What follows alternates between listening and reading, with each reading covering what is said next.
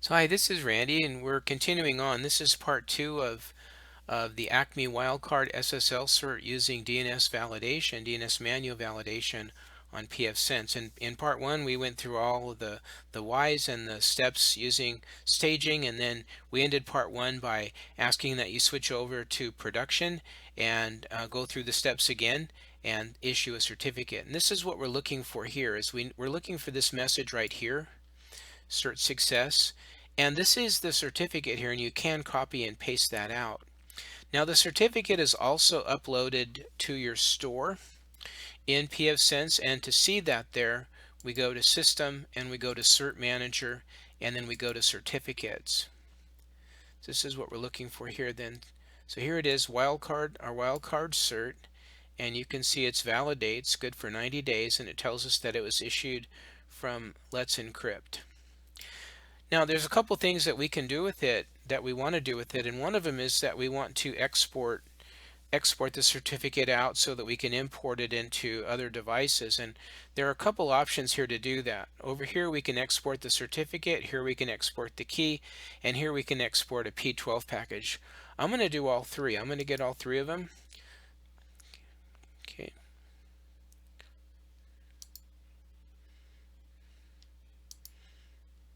Okay, so I grabbed all three of them. Before I leave here though, I also want to switch my web configurator. Notice right now I'm not secure. I had to go to it by IP address. And what I want to do then is I want to switch pfSense to use this certificate. To do that, you go to Advanced. So we go to pfSense, we go to System, we go to Advanced, and here's where you pick the web configurator certificate, and it's still on the default certificate, and you can always come back to that if you need to. But you hit the drop down, you can see we've now got the wildcard.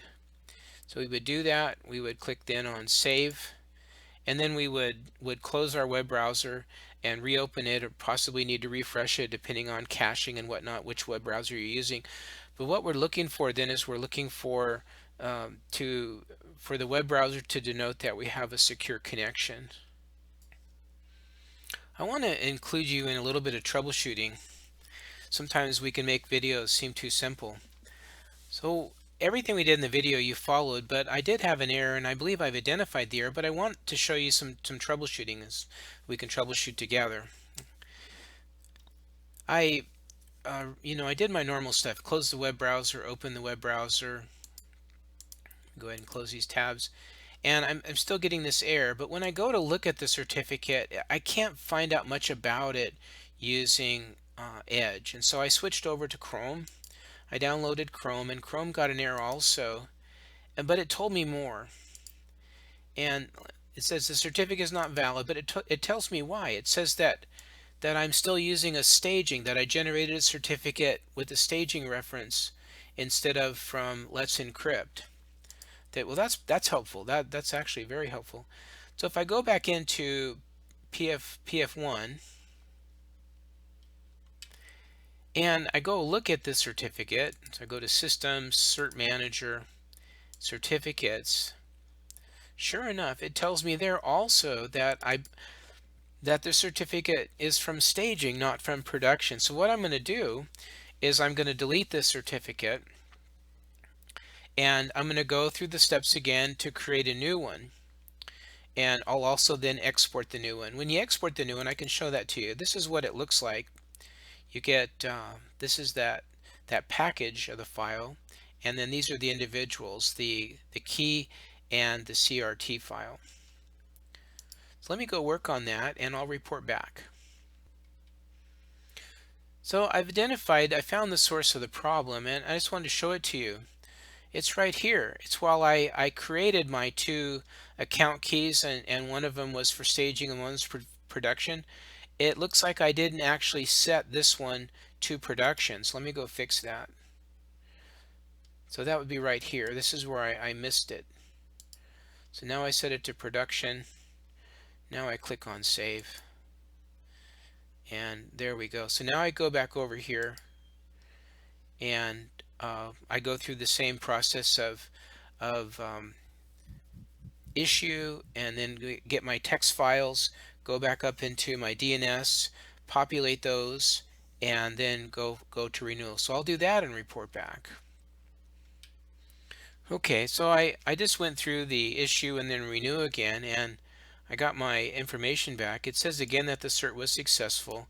Something in here has got to indicate that it was from production and not from staging. But what I'll do is I'll just reapply it to my web configurator and then refresh my browsers and see if I get successful HTTPS connection. So I'll do that and I'll report back. Okay, I got success, and I trust you did as well. And I went back to Chrome because I like that Chrome will let me look at the certificate. This is what I'm looking for here. Okay. Now what I need to do is I need to go and get rid of those fault certificates. So I'm going into my downloads folder. Just clear those out. Go back into pfSense System Cert Manager Certificates, and notice it does report better news here. It doesn't show me, the staging any longer. And I'm going to do the same thing. I'm going to go ahead and download the certificate file, the key file, and the P12 package. And those should all be there now. So then what I'll do is I'll go ahead and wrap up this video, and I'll just do another video about how to import this into RTR, and then we'll do another video about installing the IIS role on server 1 and importing the certificate into IIS and binding it to the website on server 1. So a real life here, right? We went through it. Everything didn't go perfect, but we did some troubleshooting together, and I hope that you found that helpful. And please understand that this is our life. Troubleshooting and problem solving is very much what we do. So thank you for working with me on that. I appreciate that. And I'll see you in the next video where we go and import a certificate into RTR and get it set up for HTTPS correctly as well. All right, I'll see you then.